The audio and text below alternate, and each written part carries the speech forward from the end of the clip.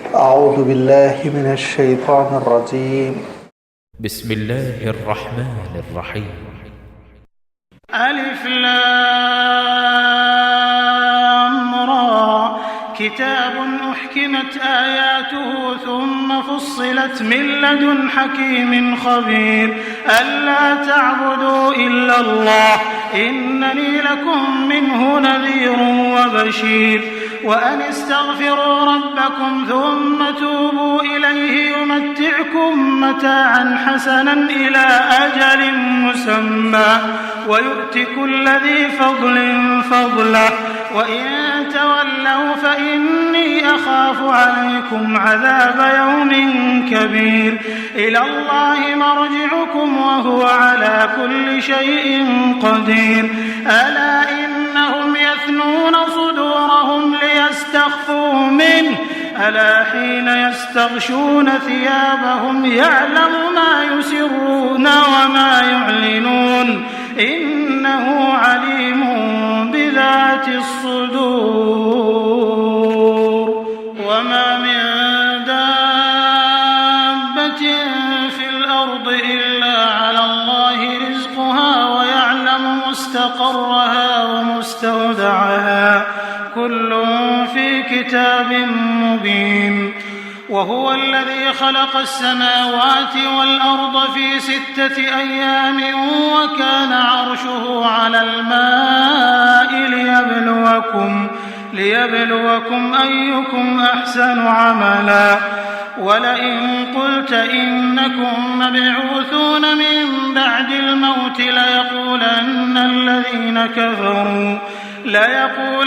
الذين كفروا إن هذا إلا سحر مبين ولئن أخرنا عنهم العذاب إلى أمة معدودة ليقولن ما يحبسه ألا يوم يأتيهم ليس مصروفا عنهم وحاق بهم ما كانوا به يستهزئون صدق اللہ العظیم.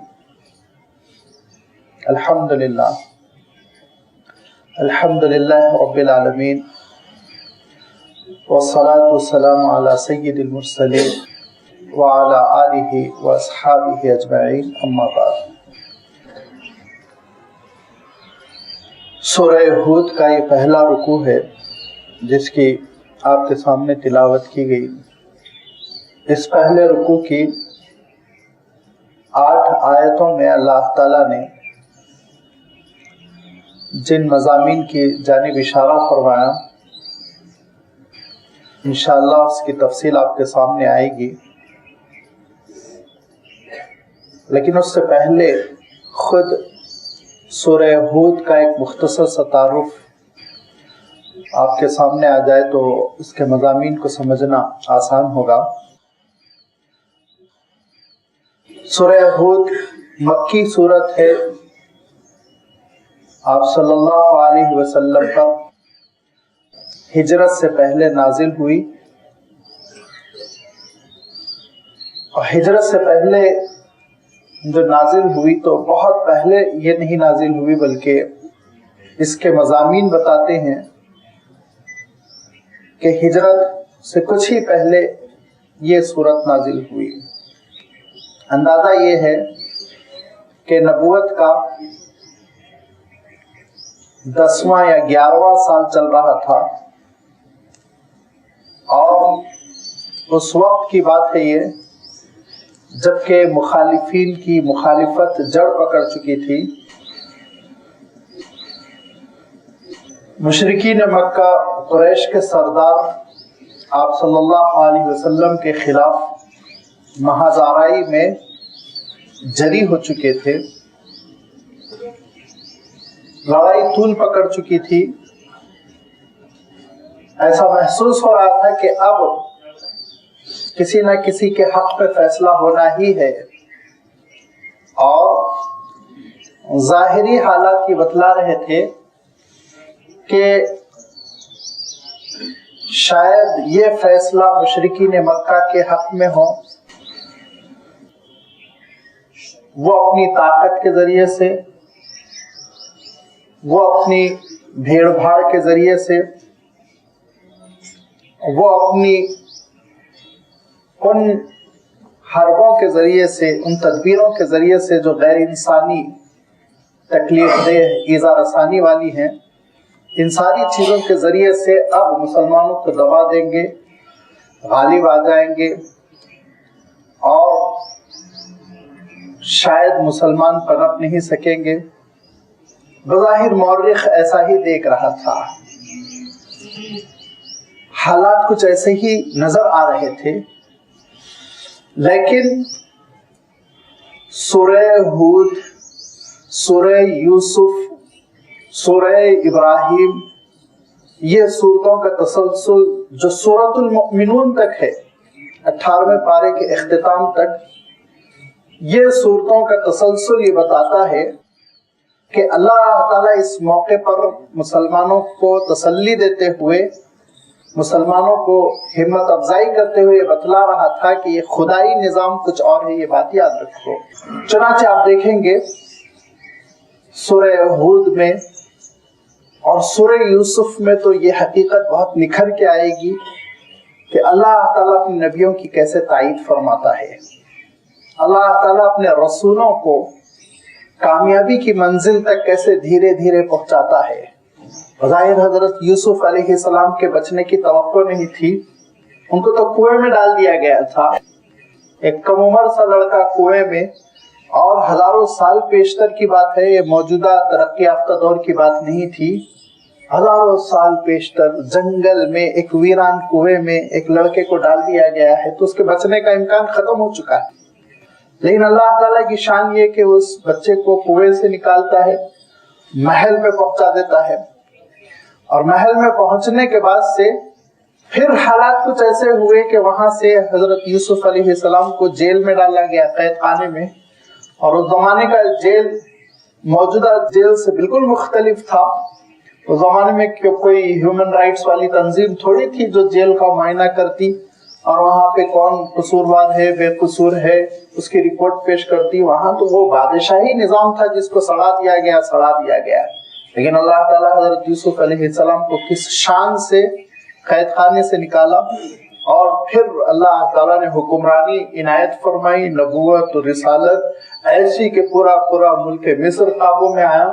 دھیرے دھیرے اس ملک کی جو پڑوسی سلطنتیں تھیں، ملک شام وغیرہ، سب میں حضرت یوسف علیہ السلام کا چرچا ہوا۔ یہ ساری چیزیں اللہ تعالیٰ نازل فرما رہا ہے تاکہ مشرکین مکہ کو خبردار کیا جائے کہ دیکھو اگر تم سمجھ رہے ہو مسلمان تھوڑے سے ہیں اور 200-250 مسلمانوں کا ہم کام تمام کر دیں گے تو یہ اسلام جڑ سے ہم اکھاڑ کر پھینک دیں گے، تمہاری غلط فہمی ہے۔ اللہ تعالیٰ اپنے نبیوں اور رسولوں کو منزل مقصود تک پہنچاتا ہے۔ خبردار ہو جاؤ مخالفین کا کیا حشر ہوتا ہے، یہ سمجھنے کی تم کوشش کرو۔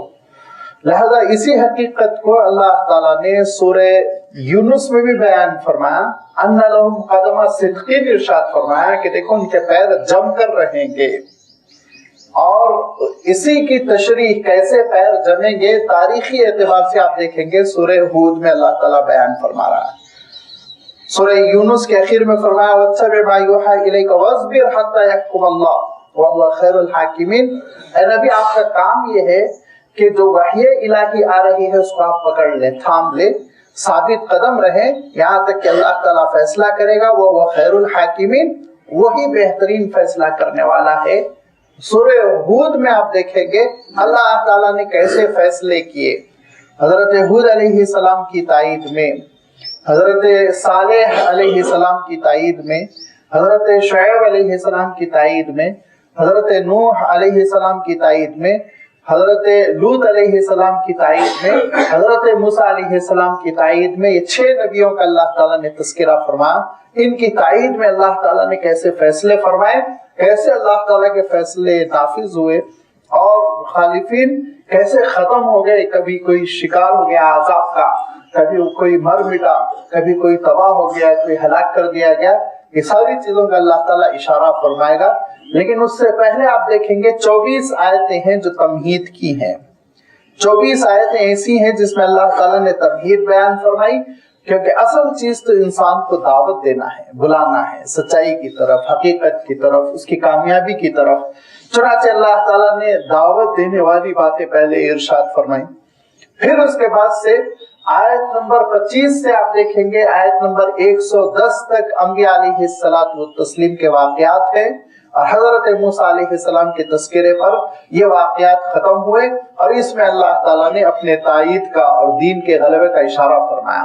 پھر 10 آیتیں ایسی ہیں جو تقریباً حجت پوری کر دیتی ہیں، تقریباً اس میں یہ بات کہہ دی گئی کہ 10 اور 12 آیتیں قریب قریب ایسی ہیں جس میں اللہ تعالیٰ نے اس حقیقت کو بیان فرمایا کہ دیکھو ثابت قدم رہو، کامیابی تمہارے قدم چومے گی، مخالفین تمہارا کچھ نہیں کر سکیں گے۔ ثابت قدمی کے معنی یہ ہے کہ تم کو یہ کرنا ہے، سورت کا خلاصہ کر دیا گیا ہے، پیغام دے دیا گیا مسلمانوں کو عملی طور پر کیا کرنا ہے، یہ ساری چیزیں آئیں گی۔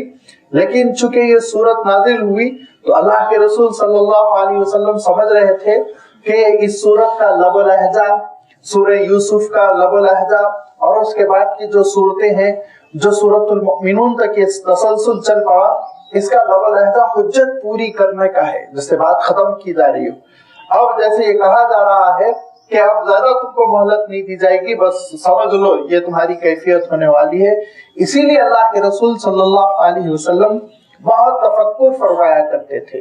ان صورتوں کے نزول کے بعد اللہ کے رسول صلی اللہ علیہ وسلم پر خاصا خشیت کا غلبہ ہوتا تھا کہ اللہ تعالیٰ پتہ نہیں اس قوم کے ساتھ کیا معاملہ فرمانے والا ہے۔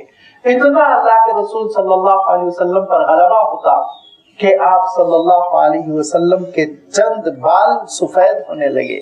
حضرت ابوبکر صدیق رضی اللہ تعالیٰ عنہ نے کہا، اللہ کے رسول آپ کے بال سفید ہو رہے ہیں اور بڑھاپے کی علامت نمایاں ہو رہی ہے، تو اللہ کے رسول صلی اللہ علیہ وسلم نے ارشاد فرمایا، شیبتنی سورۃ ہود و اخواتها، کہ سورہ ہود اور اس کی جو بہنیں ہیں نا، یہ سورہ یوسف اور اس کے آگے کی جو صورتیں ہیں، ان صورتوں کے نزول نے یہ میرے بالوں میں سفیدی پیدا کی۔ تفکر غیر معمولی، جب انسان بہت ٹینشن میں رہنے لگتا ہے تو 2-4 سال بعد اس کے بال سفید ہونے لگتے ہیں۔ لہذا یہ اللہ کے رسول صلی اللہ علیہ وسلم نے ارشاد فرمایا کہ ان صورتوں پر تدبر، اور ان صورتوں میں اللہ تعالیٰ نے جس نتیجے کا اعلان فرمایا، اللہ تعالیٰ نے جس نتیجے سے انسانوں کو خبردار کیا، اس کے تفکر میں یہ مجھ پر بڑھاپا طاری ہو رہا ہے یا پھر یہ میرے بال سفید ہو رہے ہیں۔ لہذا یہ وہ صورت ہے جس کو اگر انسان سمجھے تو پھر اللہ تعالیٰ کی اس سنت کو، اس کے اس طریقہ کار کو سمجھ سکتا ہے کہ اللہ تعالیٰ کیسے نیک لوگوں کی مدد فرماتا ہے اور کیسے ان کو ان کی منزل تک پہنچاتا ہے۔ آغاز اللہ تعالیٰ نے اس کا بھی حروف مقطعات سے کیا ہے، اور حروف مقطعات کے سلسلے میں آپ کی خدمت میں سورۃ البقرہ ہی سے تشریح پیش کی جا رہی ہے کہ الگ الگ پڑھے جانے والے یہ وہ حروف ہیں، ہے تو حروف تہجی عربی کے، لیکن ان کو ملا کر ایک لفظ بنا کر نہیں پڑھا جاتا، بلکہ ان کو پڑھا جاتا ہے الف لام را۔ سورہ بقرہ میں الف لام میم ہے، اور سورۃ الاعراف میں گزر چکا ہے الف لام میم صاد ہے۔ یہ حروف مقطعات جو الگ الگ پڑھے جاتے ہیں، ان کی شان بھی کچھ عجیب و غریب ہے۔ ان کے بارے میں مفسرین نے فرمایا اگرچہ کہ یہ صورتوں کے اسما ہیں، لیکن یہ بھی ارشاد فرمایا کہ یہ مخففات ہے، یعنی جس کو آپ شارٹ کٹ کہتے ہیں، شارٹ فارمز، کہ الف لام را، الف سے اللہ تعالیٰ مراد ہے، لام سے جبرائیل، را سے رسول۔ یہ اللہ کا کلام بذریعہ جبرائیل رسول کی جانب آ رہا ہے، یہ بعض مفسرین فرماتے ہیں۔ بعض مفسرین فرماتے ہیں کہ اللہ تعالیٰ نے حروف مقطعات کے ذریعے سے انسانوں کو یہ چیلنج دیا کہ دیکھو یہی مٹیریل ہے الف لام، الف با تا سا جیم ہا خا، جس کو تم حروف تہجی کہتے ہو، جس سے تم اپنا کلام بناتے ہو، یہی مٹیریل ہے حروف تہجی جس سے ہم نے اپنا کلام بنایا، لیکن دونوں کے کلام میں کتنا فرق ہے۔ لہذا ایک چیلنج کیا گیا، وغیرہ وغیرہ بہت سی اس کی تشریحات کی گئی، لیکن حقیقت یہ ہے کہ یہاں اصلاً یہ پہلی منزل ہے ایمان بالغیب کی. ایمان بالغیب اللہ تعالیٰ نے اس کے مفاہیم کو، اللہ تعالیٰ نے اس کے اصل مدلول کو اپنی ذات تک محدود رکھا، لہذا اللہ ہی صحیح جانتا ہے. غور و فکر کر لیا، ورنہ صحیح کیا ہے یہ بتانا مشکل ہے. ایک عجیب و غریب اور ایک بھی تحقیق ہے لنگوسٹک کی، لیکن وہ بڑی نازک، سائنٹیفک اور دقیق ہے، اسی لیے اس کی وضاحت یہاں بہت مشکل ہے کہ حروف جو بنے ہیں وہ آوازوں سے بنے ہیں. الفابیٹس جو ہوتے ہیں وہ کچھ بھی نہیں ہیں، دراصل سیمبل آف ساؤنڈز ہے. آ کے لیے آپ نے ایک حرف تجویز کیا، نقشہ بنایا. با کے لیے آپ نے ایک نقشہ بنایا. سا کے لیے آپ نے ایک نقشہ بنایا. اور یہ ایک انڈرسٹینڈنگ ہے پورے ایک زبان بولنے والوں کے لیے. اے بی سی ڈی یہ ایک زبان والوں نے طے کیا. تو دراصل پہلے آوازیں وجود میں آتی ہیں، پھر انسانوں نے دھیرے دھیرے ان کے لیے یہ شیپس بنائے ہیں، سیمبلز بنائے. تو یہ سیمبلز کیوں بنائے؟ یہ سیمبلز اس لیے اس طرح سے بنائے، دھیرے دھیرے یوں ترقی ہوئی کہ جن چیزوں کے لیے پہلے آوازیں ایجاد کی گئی ان چیزوں کا نقشہ اتارا جاتا تھا. جیسے الف گائے کے سنگ کے لیے، قا سانپ کے لیے، نون مچھلی کے لیے. بعد میں دھیرے دھیرے وہ نقشے غائب ہو گئے اور صرف الفابیٹس ہمارے سامنے رہ گئے، جس کی وجہ سے سوچنا ہمارا آج یا پہنچنا نتیجے تک مشکل ہوتا ہے. لیکن یہ بات مفسرین نے دعویٰ کیا کہ جس صورت میں آپ حروف تہجی دیکھیں گے تو اس صورت میں آپ ایسی چیزیں دیکھیں گے جس کا وہ ابتدائی مفہوم ضرور مذکور ہے. جیسے الف لام میم ہے تو اس میں گائے کا تذکرہ آیا ہے، ایسے ہی سورۃ النون ہے، نون اس میں مچھلی کا تذکرہ آیا ہے، وغیرہ وغیرہ. لیکن یہ بڑی نازک لنگوسٹیکل بحث ہے، اس کو ذرا آسانی سے سمجھنا، ہضم کرنا بھی مشکل ہے. ایک اشارہ چکے مفسرین نے کیا آپ کی خدمت میں رکھ چکا. کتاب احکمت آیاتہ، یہ وہ کتاب ہے جس کی آیتیں محکم ہیں. احکمت آیاتہ، جس کی آیتوں کو اللہ تعالیٰ نے ٹھوس کر دیا ہے، جس میں جھول نہیں ہے. ایسی آیتیں ہیں جو بڑی مضبوط ہے. کس اعتبار سے مضبوط ہے؟ گرامیٹیکلی مضبوط ہے. کس اعتبار سے مضبوط ہے؟ معنوی اعتبار سے مضبوط ہے. اور کس اعتبار سے مضبوط ہے؟ تاریخی اعتبار سے مضبوط ہے. اس میں کوئی تحریف نہیں ہو سکتی، تبدیلی نہیں ہو سکتی. وہ حکمت آیاتہ، محکم کر دی گئی ہیں اس کی آیتیں، مضبوط کر دی گئی ہیں، ٹھوس کر دی گئی ہیں. یہ وہ کتاب ہے جس کی آیات بہت ہی پختہ ہے، جس میں کوئی خلل نہیں، ڈسٹرب نہیں، کمی نہیں، فالٹ نہیں. ثم فصلت، پھر ان آیتوں کی تفصیل کی گئی. آیتیں ایک تو محکم ہیں، مضبوط ہے، بنیادی طور پر ٹھوس ہے، اس میں کوئی کمزوری نہیں، اس میں کوئی بوداپن نہیں. پھر ان آیتوں کی تفصیل بھی کی گئی. فصلت، پھر ان کی تفصیل کر دی گئی، اور وہ بھی کس کی جانب سے؟ من لدن حکیم خبیر، ایک ایسی ذات کی جانب سے جو بہت باحکمت اور مطلع ہے، ہر چیز سے واقف ہے. اللہ تعالیٰ کی ذات، اللہ تعالیٰ نے اس کی تفصیل بھی فرما دی. یہ بھی ایک عجیب و غریب قرآن مجید کا معجزہ ہے، اس کی ایک نرالی شان ہے. اور اس شان میں دنیا کی کوئی کتاب، نہ آسمانی نہ انسانی، شامل نہیں. آسمانی کتابیں بھی، چاہے تورات ہو، انجیل ہو، اگرچہ کہ وہ اصلی شکل میں ہمارے سامنے نہیں ہے، اسی لیے صحیح طور پر بولنا مشکل، لیکن جو تبدیل شدہ شکل میں ہمارے سامنے ہے اس کو ہم سامنے رکھتے ہوئے کہہ سکتے ہیں. اور انسانی کتابیں تو انسانی ہوتی ہیں. کسی کتاب میں آپ اس حقیقت کو، اس نرالی شان کو، اس عمدہ صفت کو نہیں پائیں گے کہ اس کتاب کی تمام آیتیں ایک دوسرے کی تفصیل کرتی ہیں، ایک دوسرے کی تفسیر کرتی ہیں.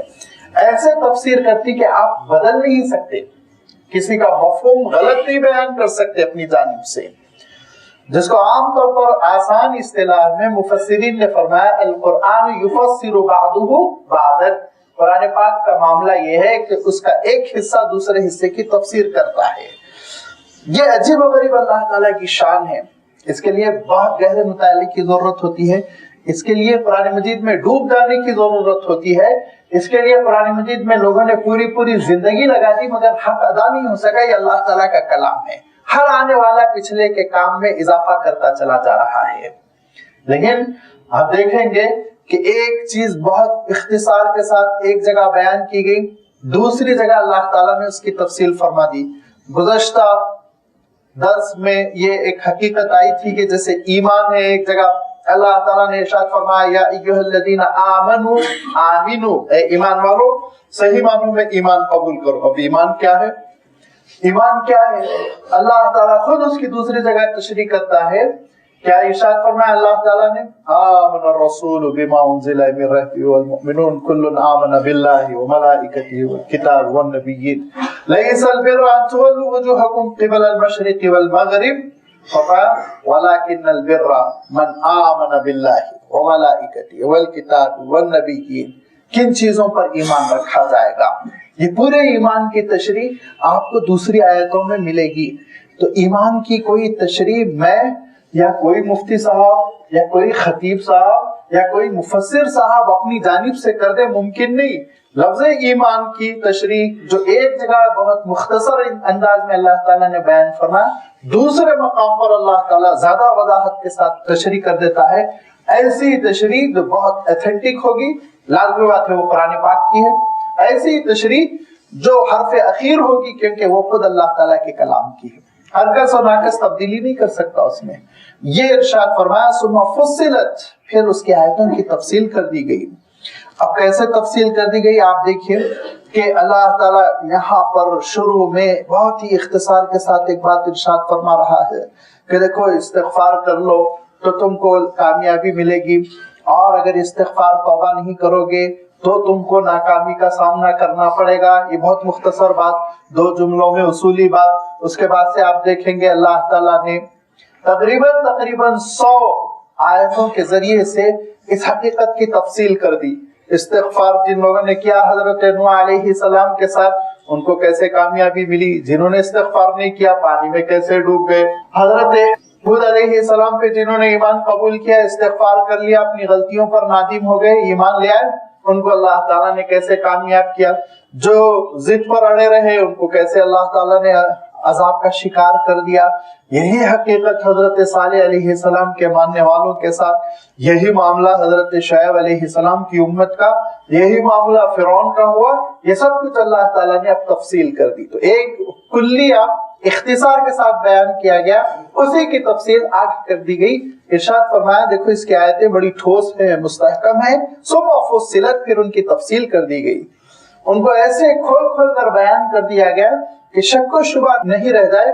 کوئی چیز ہمارے اور آپ کے لیے معمہ بن کر, پہیلی بن کر, ایسی چیز جو نہ سمجھی جائے, ایسی ہو کر رہ جائے, ایسا ہرگز نہیں ہے.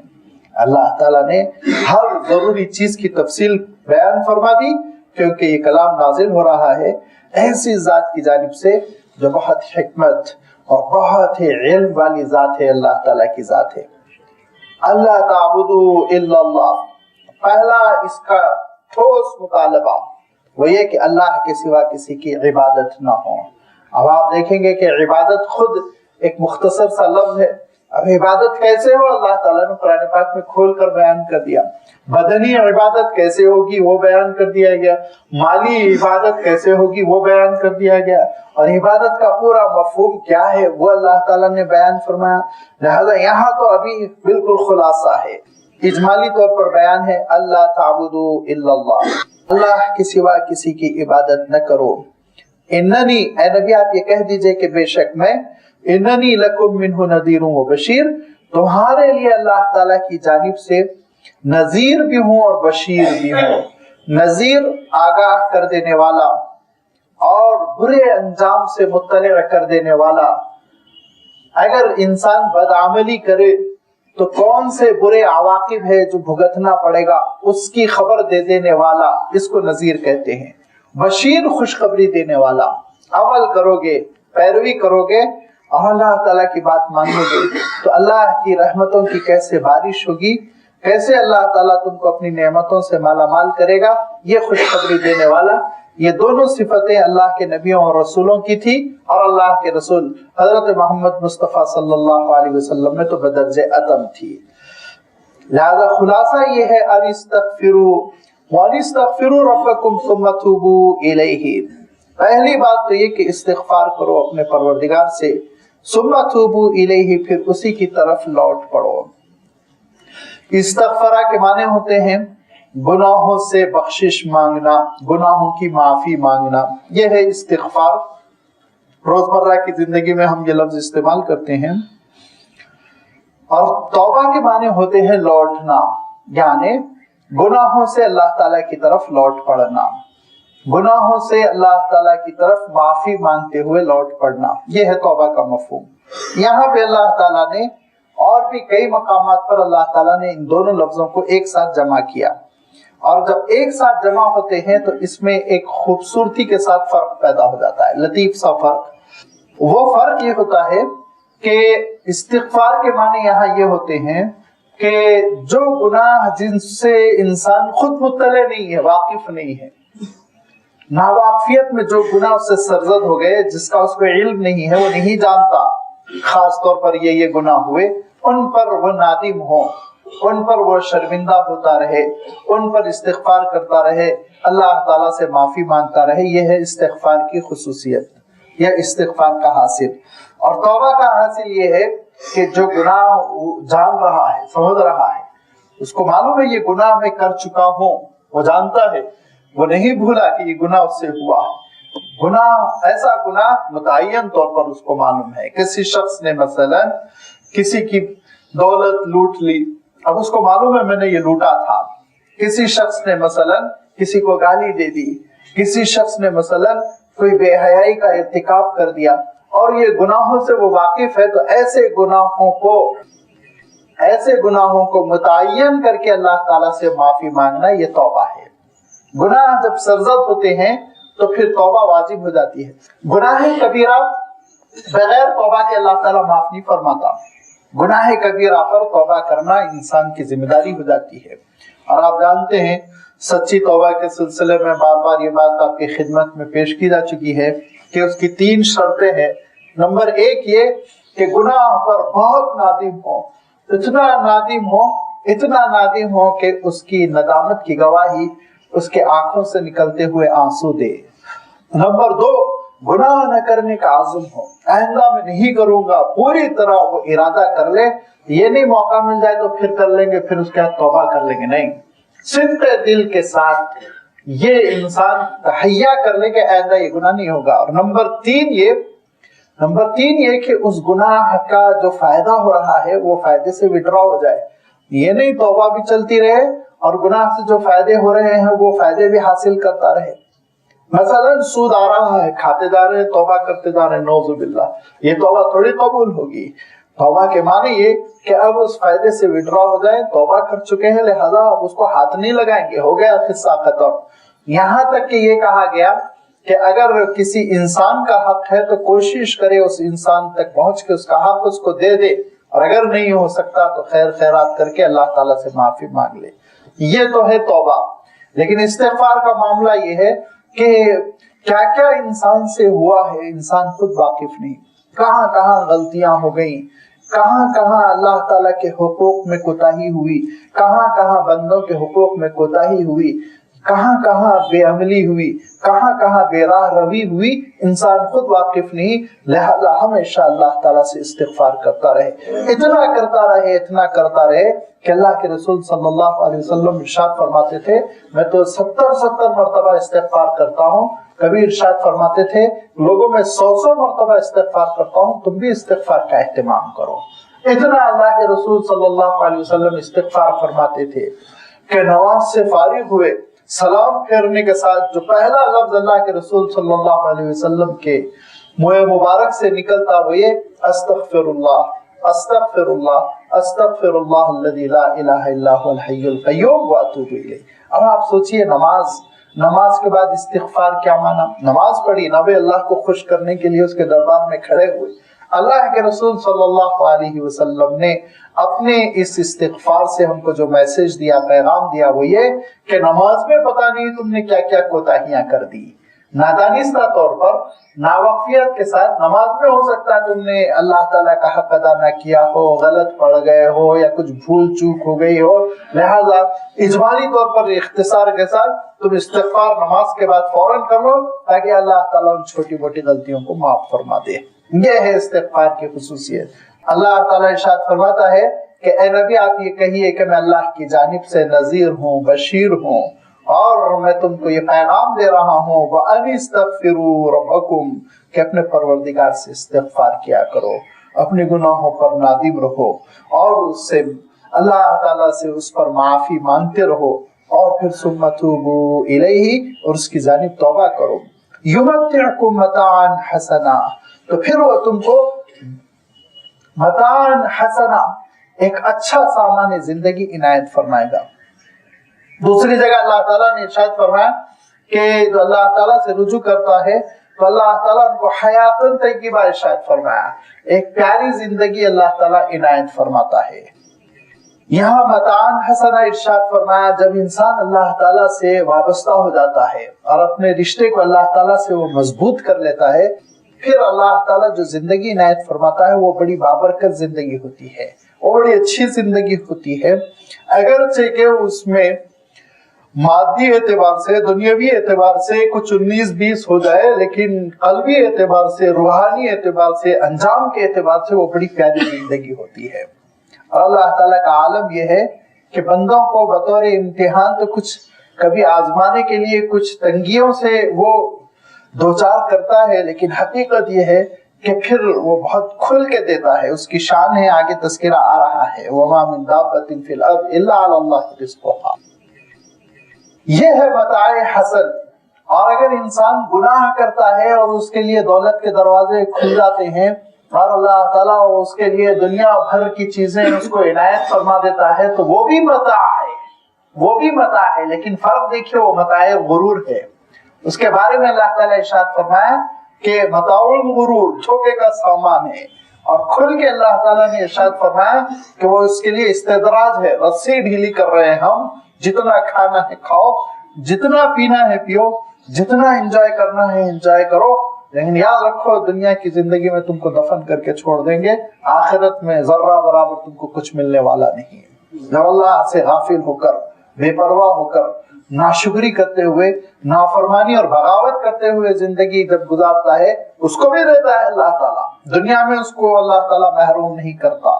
बल्कि हजरत इब्राहिम अलैहिस्सलाम ने जब खाने काबा की तामीर की और उसके बाद दुआ की, तो ये अल्लाह ताला के दरबार में अर्ज किया, अल्लाह इस शहर को आप अमन वाला शहर बना दें और इस शहर में जो ईमान वाले हैं वो ईमान वालों को दुनिया में खूब खाने पीने की चीजें इनायत फरमाए। तो अल्लाह ताला इरशाद फरमाता है वमन कफरा फउम्मतिहु कलीला, काफिर को भी दूंगा मैं। इब्राहिम दुनिया में देने के लिए ईमान शर्त नहीं है फरमाया, दुनिया में जन्नत में देने के लिए ईमान शर्त है, दुनिया में देने के लिए ईमान शर्त नहीं। या तो मैं काफिर को भी दूंगा, बल्कि काफिर को हो सकता है कभी कभी ज्यादा देगा, क्यों? इसलिए कि दुनिया में उसको मगन रखे। और मोमिन को हो सकता है कभी कभी बहुत कम देगा, क्योंकि आखिरत में देने के लिए उठा कर रखा है। ये बात इरशाद फरमाई। तो इरशाद फरमाया कि देखो युमत्तिउकुम मताअन हसना, कि खूब अच्छा सामान जिंदगी तुमको देगा, वो सामान जिंदगी बरकत वाला होगा, वो सामान जिंदगी शुक्राने के साथ होगा, वो सामान जिंदगी इबादत के साथ होगा, वो सामान जिंदगी अल्लाह ताला से, उसके रसूल से मोहब्बत के साथ होगा। तो सोचो वो मताए हसन होगा। और जो तौबा और इस्तिग़फ़ार से महरूम होकर अल्लाह की बगावत के साथ जिनको अल्लाह ताला देगा, वो मताए गुरूर होगा, वो उसमें धोखे में पड़े रहेंगे, न शुक्र अदा करेंगे, न इबादत करेंगे, न एतराफ करेंगे, बागी होकर, नाशुक्रे होकर वो दुनिया से चले जाएंगे। लिहाजा फरमाया देखो ये जो पहला वादा है, युमत्तिउकुम मताअन हसनन इला अजलिन मुसम्मा, एक वक्त तक, जब तक कि तुम्हारी जिंदगी है हम खोलेंगे तुम्हारे लिए रिस्क के दरवाजे, उसके बाद तो फिर मौत है। मौत के बाद क्या है? वयुक्ति कुल्ल ज़ी फ़ज़लिन फ़ज़ला, फिर हम फजीलत वाले को फजीलतें देंगे। मैं खास तर्जुमा कर रहा हूँ कि वयुक्ति कुल्ल ज़ी फ़ज़लिन फ़ज़लहु, जो अच्छे अमाल का हामिल होगा उसको हम फिर जजा देंगे, उसके लिए फिर हम जन्नत की नेमतें इनायत करेंगे। मौत के बाद तो फिर اللہ تعالیٰ کی دوسری سنت ہوگی, دوسرا نظام ہوگا. دنیا میں تو یہ ہے کہ جو جتنی محنت کر لے اس کو دے دیا جائے, چھٹی کر دی جائے, لیکن آخرت میں یہ ہے کہ کامیابی ملے گی ایمان اور عمل صالح کی بنیاد پر. اس کے لیے اللہ تعالیٰ نے فضل, جس کا ترجمہ میں فضیلت سے کیا, تاکہ ایک مذہبی تقدس کا جو شعور پیدا ہونا چاہیے وہ ہو جائے, کہ پھر اللہ تعالیٰ ہر صاحب فضل کو, مستحق کے فضل کو, فضل کے جو مستحق ہوا اپنے اعمال کے ذریعے سے, اہل بنا جو اپنے اعمال کے ذریعے سے, فضلہ, اس کا فضل اللہ تعالیٰ عنایت فرمائے گا, وہ فضیلت اس کو مل کر رہے گی. فَإِن تَوَلَّوْا, اور اگر منہ پھیر رہے ہو, فَإِنِّي أَخَافُ عَلَيْكُمْ عَذَابَ يَوْمٍ كَبِيرٍ, تو اے نبی آپ یہ کہیے کہ میں تم پر اندیشہ رکھتا ہوں بڑے دن کے عذاب کا. وہ بڑا دن آخرت کا بھی ہوگا, اور وہ بڑا دن جب دنیا میں بھی عذاب آئے گا تو وہ بہت بڑا عظیم دن سمجھا جائے گا کہ اس دن اللہ تعالیٰ کا فیصلہ نازل ہوا. اِلَى اللَّهِ مَرْجِعُكُمْ, دیکھو سب کو اللہ کی طرف لوٹنا ہے, تم سب کو اللہ کی طرف لوٹنا ہے. وَهُوَ عَلَى كُلِّ شَيْءٍ قَدِيرٌ, اور پروردگار ہر چیز پر قادر ہے. أَلَا إِنَّهُمْ يَسْنُونَ صُدُورَهُمْ, آگاہ ہو جاؤ کہ وہ اپنے سینوں کو دوہرا کرتے ہیں. اللہ کے رسول صلی اللہ علیہ وسلم جب دعوت پیش فرماتے تو عالم یہ ہوتا کہ لیستخفوا منہ, اللہ کے رسول صلی اللہ علیہ وسلم کی بات کو سننے سے بچ جائیں, اس جذبے کے ساتھ اپنے آپ کو چھپا لیں, یہ سوچ کر, جیسے شتر مرغ کی کیفیت بیان کی گئی کہ صحرا میں, ڈیزرٹ میں وہ چلتا پھرتا ہے, آندھی کا جب طوفان آتا ہے تو کسی گڑھے میں وہ اپنا منہ چھپا کر باقی اس کا 90% دھڑ باہر ہے, وہ سمجھتا ہے میں سیف ہو گیا. بالکل بھی عینی ہی ان کی صورتحال یہ تھی کہ اللہ کے رسول صلی اللہ علیہ وسلم ان کو جمع کر کر بات سنانے کی کوشش کرتے تو یہ کیا کرتے تھے, یہ لوگ یہ کرتے تھے, بڑی چادریں جو ان کے پاس ہوتی تھی وہ اپنے اوپر ڈال لیتے تھے اور سمجھتے تھے ہم محمد سے تو چھپ گئے, ہم کو تو انہوں نے نہیں سمجھایا, ہم تو بھاگ گئے مجلس سے. اور یہ ان کی جو کیفیت ہے, ان کے ساتھ مر گئی ختم ہو گئی ایسا مسئلہ نہیں ہے. یہ کیفیت دین کے معاملے میں انسانوں کے لیے آج تک باقی ہے. یہ نفسیات ہے انسان کی. انسان کی کیا نفسیات ہے؟ جب موت اور موت کے بعد کی باتیں انسان کے سامنے پیش کی جائے تو وہ چھٹکارا حاصل کرنے کی کوشش کرتا ہے, اور چھٹکارا حاصل کرنے کی جو سب سے آسان تدبیر انسان اپناتا ہے وہ یہ کہ شانے جھٹکتا ہے, اور شانے جھٹکنے کے بعد اپنا سینہ موڑتا ہے, اور پھر اس کے بعد سے کسی گفتگو میں, کسی اور ایکٹیویٹی اور کسی اور سرگرمی کی چادر میں اپنے آپ کو چھپا لینا چاہتا ہے. وہ ادھر ہٹ کے بیٹھ گیا اور اس کے 2-3 ساتھیوں کو لے لیا, ٹھٹی ٹھاٹا شروع کر کے یہ سمجھا کہ میں تو مولانا کے واعظ و نصیحت سے بچ گیا, لیکن یہ نہیں سوچا کہ اللہ کی نگاہوں سے نہیں بچ سکا, آخرت کے عذاب سے نہیں بچ سکا. فرمایا کہ اگر ہو جب وہ اپنے سینوں کو پھیرتے ہیں لیستخفوا منہ, تاکہ نبی سے وہ چھپ جائیں, الا حین یستغشون ثیابہم, جس وقت وہ کپڑے اوڑھتے ہیں, یعلم ما یسرون وما یعلنون, تو پروردگار جانتا ہے کیا چھپا رہے ہیں کیا اعلان کر رہے ہیں. اللہ کے وہ علم میں ہے, انہ علیم بذات الصدور, اور زبان ان کی کیا بک رہی ہے, نگاہیں ان کی کیا کر رہی ہیں, اور ہاتھ پیر کیا عمل کر رہے ہیں تو بہت موٹی چیز ہے. سینے کیا دھڑک رہے ہیں, کیا سوچ رہے ہیں, کیا بول رہے ہیں, اس سے بھی پروردگار واقف ہے. انہ علیم بذات الصدور, بے شک سینوں میں جو کچھ ہے اس سے بھی اللہ تعالیٰ باخبر ہے, واقف ہے. لہذا یہ وہ تدبیریں کرنا کہ اچھی بات انسان نہ سنے اور اس سے کسی طرح بہترے بدل کر بھاگ جائے, یہ دراصل اپنی غلط فہمی ہے, اور اس غلط فہمی کا نقصان خود انسان کو بھگتنا پڑے گا, اللہ تعالیٰ کو تھوڑی اس کا کوئی نقصان ہے. ایک صاحب نے کہا کہ جمعہ کی اذان ہو گئی, جمعہ کے لیے چلیے, تو کہا نہیں ابھی تھوڑی دیر سے. کہا کیوں؟ ابھی خطیب صاحب تقریر کر رہے ہیں, اب سنیں گے تو عمل کرنا پڑے گا, لہذا اب ذرا خطبہ ہو جائے گا تو جائیں گے نماز میں شریک ہو جائیں گے. وہ بیچارہ یہ سمجھ رہا ہے کہ سننے پر عمل نہ کریں گے تو اللہ تعالیٰ کی گرفت ہوگی. اس بیچارے کو یہ نہیں معلوم نہیں سننے پہ بھی گرفت ہوگی. دین کو نہیں سمجھیں گے تب بھی تو گرفت ہے. دین کو سمجھنے کے لیے جدوجہد نہیں کریں گے اور دین کے سورس کو حاصل کرنے کے لیے کوشش نہیں کریں گے, جس کو ہم علم کہتے ہیں, تو اس وقت بھی پکڑ ہے. کیا یہ اللہ تعالیٰ چھوڑ دے گا کہ اللہ میں مصروف تھا اسی لیے میں قرآن مجید نہیں سمجھ سکا, حدیث نہیں سمجھ سکا, اچھا ٹھیک ہے جاؤ آرام کرو جنت میں جاؤ؟ نہیں, پکڑ ہوگی. क्यों नहीं सीखा था तुमने अल्लाह की किताब को? हमने तुमको जिंदगी इसलिए दी थी कि तुम बेकार बातों में, लायानी चीजों में सर्व कर दो। जिंदगी इसीलिए दी थी कि हम हमारी किताब समझाना चाहते थे। तुमको समझना चाहिए था हमारी किताब, तुमको समझना चाहिए था अहकाम रसूल, तुमको समझना चाहिए था सुन्नत क्या है, फर्ज क्या है, वाजिब क्या है, और फिर उस पर अमल करना चाहिए था। तो ये वो तदबीरें हैं जिसको इंसान अपनी चालाकी की वजह से समझता है वहां उन्होंने अपना तहफ्फुज कर लिया, हालांकि दरअसल ये निकम्मापन और अगर आप इजाजत दें तो बेवकूफी, नादानी के सिवा कुछ नहीं। लिहाजा अल्लाह ताला इरशाद फरमाता है कि देखो परवरदिगार से रिश्ता जोड़ो। उस परवरदिगार का आलम ये है कि लम्हे लम्हे तुम उसके मोहताज हो, उसके बगैर तुम जी नहीं सकते। वमा मिन दाब्बतिन फिल अर्द इल्ला अल्लाह रिज़्क़ुहा, इस रोए जमीन पर कोई रेंगने वाली ऐसी मखलूक नहीं जिसके रिस्क की जिम्मेदारी अल्लाह पर ना हो।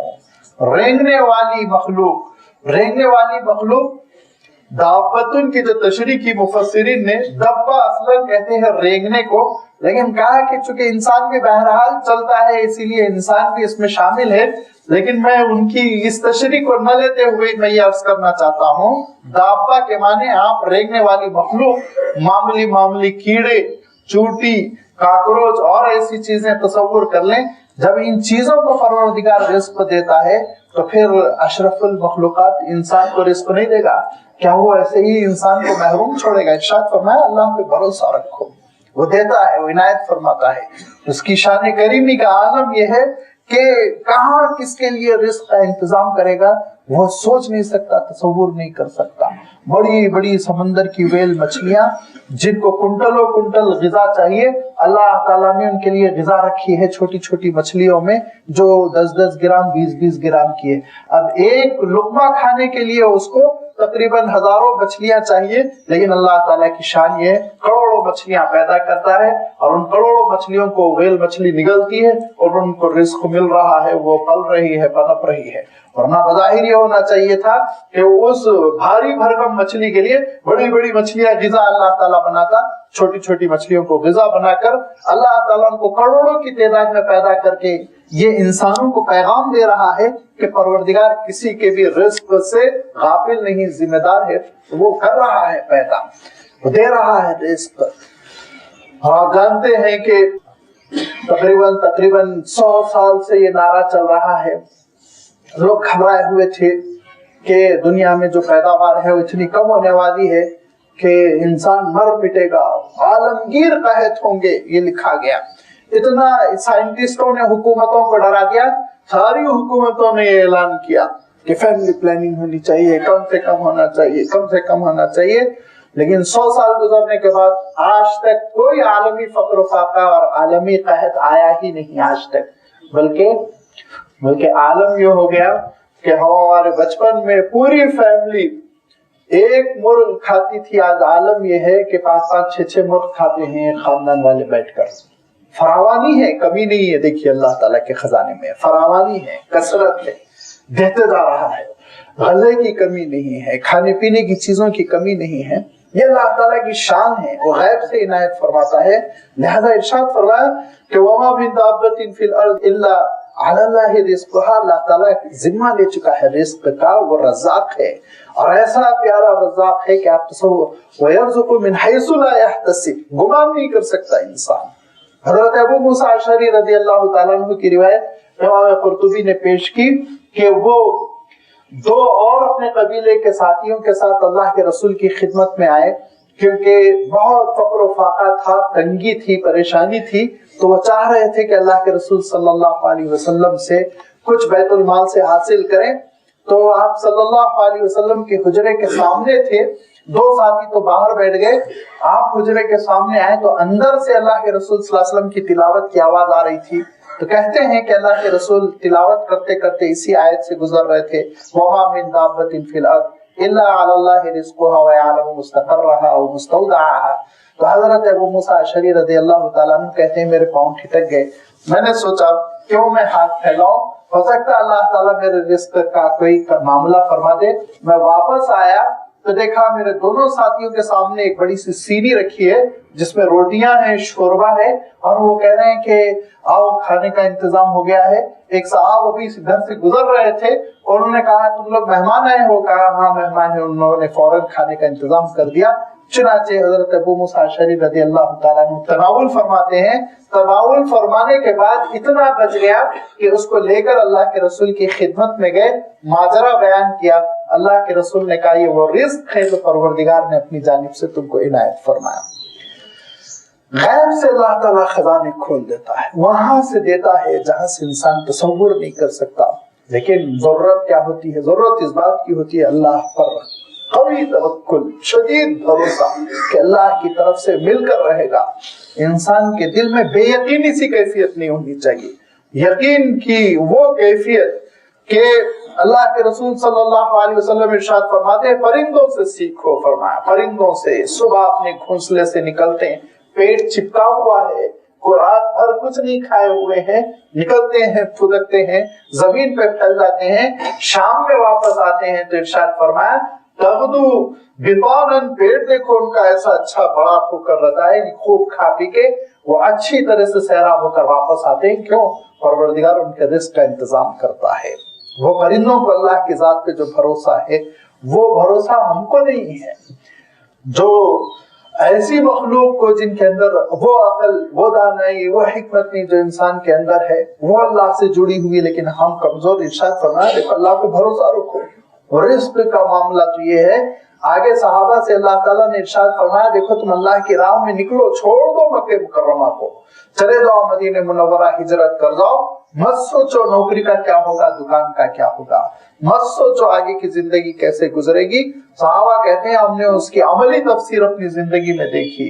عملی تفسیر یہ دیکھی کہ ہمارے گھر میں سونے کی اینٹیں چلی آتی تھی سونے کی، حیران ہوتے تھے کیا کریں، اینٹوں کو توڑ توڑ کے ہم تقسیم کرتے تھے۔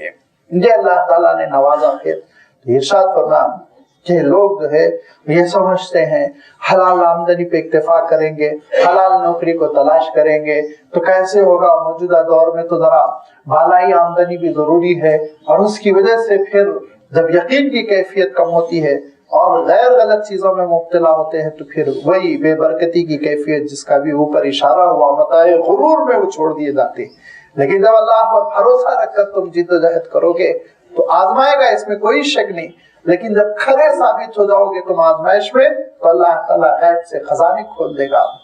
وَيَعْلَمُ مُسْتَقَرَّهَا، پروردگار جانتا ہے انسان کہاں مستقر ہے، کہاں رہے گا، وہ جانتا ہے اس کو کس ملک میں رہنا ہے، کس سرزمین کو وہ آباد کرے گا۔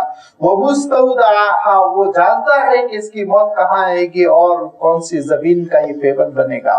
مستودع کہتے ہیں، آج کل تو عام طور پر جو جدید عربی ہے اس میں تو گودام کو کہنے لگے ہیں، لیکن اصل مفہوم مستودع کا ہے کہ بطور ودیعت یعنی بطور امانت کوئی چیز کہاں رکھ دی جائے گی۔ یہ انسان کو اس زندگی کے بعد بطور امانت قبر میں رکھ دیا جاتا ہے، اور وہ امانت ہے جس امانت کو بس اللہ تعالیٰ ہی دوبارہ نکالے گا۔ اس کو تمام مفسرین نے مدفن سے تعبیر کیا، قبر سے، کہاں دفن ہوگا انسان کو علم نہیں۔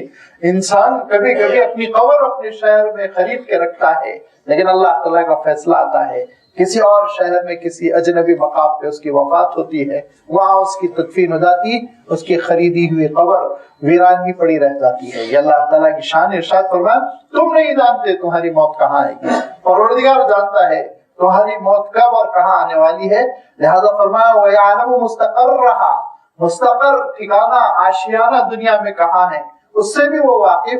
وَمُسْتَوْدَعَهَا، انسان کو بطور امانت کہاں رکھا جائے گا، کس علاقے کی قبر میں اس کو رکھا جائے گا، وہ اللہ تعالیٰ جانتا ہے۔ کُلٌّ فِي کتاب مبین، ایک کتاب مبین ہے، ایک ریکارڈ ہے اللہ تعالیٰ کے پاس جس میں ساری چیزیں لکھی ہوئی موجود ہے اور اس میں کوئی ترمیم و تبدیلی نہیں ہونے والی ہے۔ وَهُوَ الَّذِي خَلَقَ السَّمَاوَاتِ وَالْأَرْضَ فِي سِتَّةِ أَيَّامٍ، وہی پروردگار ہے جس نے پیدا کیا آسمانوں کو اور زمین کو 6 مرحلوں میں۔ وَكَانَ عَرْشُهُ عَلَى الْمَاءِ، اور اس سے پہلے اس کا عرش ایک لکوڈ پہ تھا، ایک سیال مادے پہ تھا جس کے لیے پانی کا لفظ اللہ تعالیٰ نے ارشاد فرمایا۔ لازمی بات ہے، یہ بہت پہلے کی بات ہے، بہت پہلے کی بات ہے، اتنی پہلے کی کہ لاکھوں ملینز بلینز ایئر میں اس کو آپ کاؤنٹ نہیں کر سکتے، اتنی یہ پرانی بات ہے۔ اس وقت جو سب سے پہلی چیز پیدا کی گئی وہ ایک لیکوڈ، ایک سیال مادہ تھا، پھر وہ جمع ہوا، اور جمع ہونے کے بعد اللہ تعالیٰ نے اس سے 6 مرحلے میں اس پوری کائنات کو پیدا کیا۔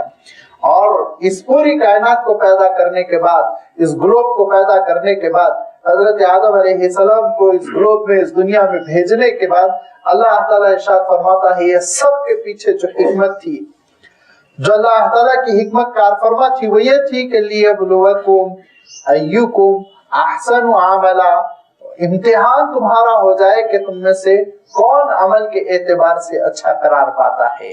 اب یہ امتحان ہے، ایگزامینیشن سینٹر ہے جس میں ہم بھیج دیے گئے، اس کے لیے ایک مدت تیاری ہوئی، اس کے لیے پیپرز پرنٹ ہوئے، اس کے لیے ہال ٹکٹ بنے، اس کے لیے ساری تیاریاں شروع ہوئی، ہال صاف کیا گیا اور اس میں پنکھے لگے، لائٹ لگی، اور اس کے لیے نوکر رکھے گئے، پانی پلانے والا اور گیٹ کیپر، سب چیزیں اللہ تعالیٰ نے کر دی۔ کرنے کے بعد اب اسٹوڈنٹس آ گئے ایگزامینیشن سینٹر میں، اور وقت شروع ہو گیا، اب امتحان لکھنے والا اپنا امتحان لکھ رہا ہے۔ یہ ہے لہذا فرمایا لیبلوکم ایکم احسن عملا، یہ جو 3 گھنٹے ہیں جو 20 سال کے بعد تم کو ملے، اب تمہاری تقدیر یہاں سے بننے والی ہے، کدھر تم کو جانا ہے تم کو معلوم ہونے والا ہے۔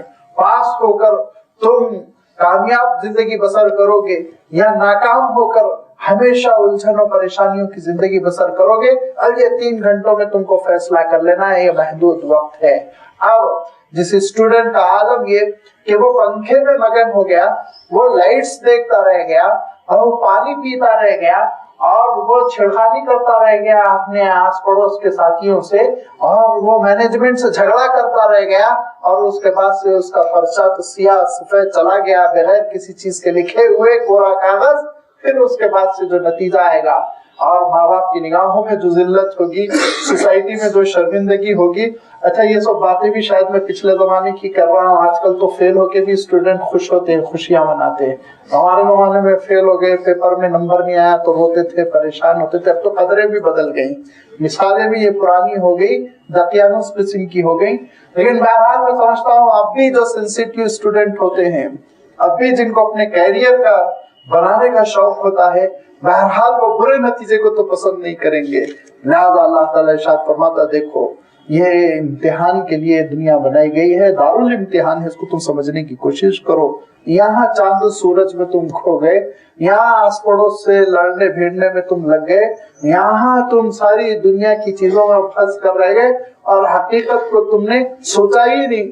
لازمی بات ہے اسٹوڈنٹ اپنی کرسی پہ بیٹھے گا، اپنے ٹیبل کو یوز کرے گا، لازمی بات ہے اس کو پیاس لگے گی، پانی منگائے گا، پیے گا، لازمی بات ہے پنکھا چلے گا، اس سے وہ ہوا کھائے گا، لیکن مقصود نہیں ہے یہ چیزیں، یہی مطلوب نہیں ہے، اسی کے لیے وہ حال میں نہیں آیا ہے۔ اگر اچھا اسٹوڈنٹ ہے، کسی وجہ سے پنکھا نہیں چل رہا، پسینہ ٹپک رہا ہے، ٹپکے، میں پیپر لکھوں گا کہے گا، یہ 3 گھنٹوں میں اچھے سے اچھا میں پیپر لکھنا چاہوں گا۔ بالکل یہ کیفیت کے انسان جب دنیا میں آیا ہے تو بندے مومن دنیا کی نعمتوں سے فائدہ اٹھائے گا۔ کوئی بھی چیز ایسی نہیں ہے جس کا وہ انکار کر دے، چھوڑ دے، نکال کے پھینک دے۔ یہ ساری چیزیں ٹھیک ہے، تم برت سکتے ہو، استعمال کر سکتے ہو، لیکن اس میں گم نہ ہو جاؤ، اس میں مگن ہو کر آخرت کو نہ بھول جاؤ، آخرت کو ہمیشہ یاد رکھو، اور تم سمجھ لو کہ یہاں جو اعمال حسن ہے، احسن عمل، اچھے اعمال جو ہے وہ تمہارے لیے کیریئر بنائیں گے۔ لہذا ارشاد فرمایا کہ دیکھو سب کچھ کیا گیا، یہ پوری کائنات سجائی گئی، بہت شان سے اس نے اس کائنات کو سجایا۔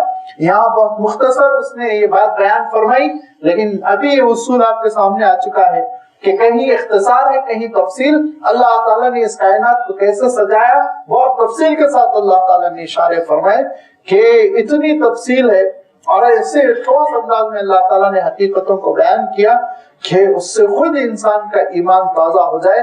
کس طرح اللہ تعالیٰ نے اس دنیا کو آباد کیا، کس طرح اس نے چاند و سورج کو پیدا کیا، کس طرح اس نے دنیا کو گردش میں لگایا، کیسی اس کی عظیم الشان کائنات ہے، اس کائنات کی کیا وسعتیں ہیں اور بے کرام اس کی نہایتیں ہیں، یہ سب کچھ اللہ تعالیٰ نے ذکر فرمایا۔ لیکن ارشاد فرمایا دیکھو یہ سب کے باوجود ایک بات یاد رکھو، تم یہ کائنات کے لیے نہیں پیدا کیے گئے ہو، تم اللہ کے لیے پیدا کیے گئے ہو، تمہارے لیے کائنات پیدا کی گئی ہے۔ سورج تمہارا خادم، چاند تمہارا خادم، دریائیں تمہاری خادم، اور اس دنیا کی نعمتیں تمہاری خادم۔ یہ چیزوں کو تم پوجنے لگو، تم ان کے خادم ہو جاؤ، مخدوم بن جائیں وہ تمہاری۔ دریا تمہاری خدمت کے لیے پیدا کی گئی، دریا تمہارا خدا بن گیا۔ سورج تمہاری خدمت کے لیے پیدا کیا گیا، اور بیچارے کو جلایا اللہ تعالیٰ نے تاکہ تمہارے پانی کو بھاپ بنائے، بادلوں میں تبدیل کرے، تم کو تمازت دے، گرمی دے، تم اس کو پوجنے لگو، ڈنڈوت مارو صبح شام۔ وہ مخلوق جو مجبور تمہارے کام کے لیے پیدا کی گئی، اس کو تم خدا سمجھ بیٹھو۔ یہ کتنی بڑی نادانی ہے، ان حقیقتوں کو سمجھو۔ ارشاد فرمایا، یہ پوری تفصیل دوسرے مقامات پر ہے، لیکن یہاں خلاصہ کرتے ہوئے ارشاد فرمایا، دیکھو یہ ساری کائنات پیدا کی گئی اور تم کو اس لیے پیدا کیا گیا، لیبلوکم ایکم احسن عملا، تم میں عمل کے اعتبار سے سب سے پیارا کون ہے، جو سب سے اچھا عمل کے اعتبار سے ہوگا اس کے لیے پھر آخرت میں جنت کی نعمتیں۔ اور جو دنیا میں مگن ہو گئے ان کا عالم یہ والا، ان قلت انکم مبعوثون من بعد الموت، ان سے اگر آپ یہ کہیں کہ دیکھو تم مرنے کے بعد دوبارہ زندہ کیے جاؤ گے، لَيَقُولَنَّ الَّذِينَ كَفَرُوا إِنْ هَذَا إِلَّا سِحْرٌ مُبِينٌ، تو بجائے اس کے کہ یہ جواب دے کہ ہم دوبارہ نہیں پیدا کیے جائیں گے، یا یہ کہیں کہ ہم دوبارہ پیدا کیے جائیں گے، جواب تو یہ ہونا چاہیے۔ لیکن پیتورے بدل کے انسان اپنے آپ کو بہت ذہین سمجھتا ہے، وہ یہ کہتے ہیں یہ تو جادوگری کی باتیں ہیں، تو محمد ایسا متاثر کر رہے ہیں، بے شمار لوگ ان کے پیروی جو ہو رہے ہیں وہ ان کی جادوگری ہے، دوسری طرف الجھانے کی کوشش۔ سوال یہ ہے کہ تمہارے لیے تمہاری منزل کیا ہے، بتاؤ، آخرت ہے کہ نہیں ہے تمہارے ذہن میں، تمہارا ضمیر گواہی دیتا ہے کہ نہیں دیتا؟ موضوع کیوں بدل دیتے ہو، ٹاپک کیوں بدل دیتے ہو؟ لیکن عالم یہ ہے کہ لَيَقُولَنَّ الَّذِينَ كَفَرُوا إِنْ هَذَا إِلَّا سِحْرٌ مُبِينٌ، وہ یہ کہتے ہیں کافر کہ یہ تو کھلا ہوا جادو ہے۔ ضرور کہیں گے نبی، آپ دیکھیں گے کہ ضرور کہیں گے یہ وہ لوگ جنہوں نے کفر کیا کہ ان ہذا، یہ نہیں ہے کچھ بھی، الا سحر مبین، سوائے کھلی ہوئی جادوگری کے۔ جادوگری ہے جس کی وجہ سے ہمارے دل جیسے کھینچتے چل جا رہے، لہذا بات ہی نہ سنو۔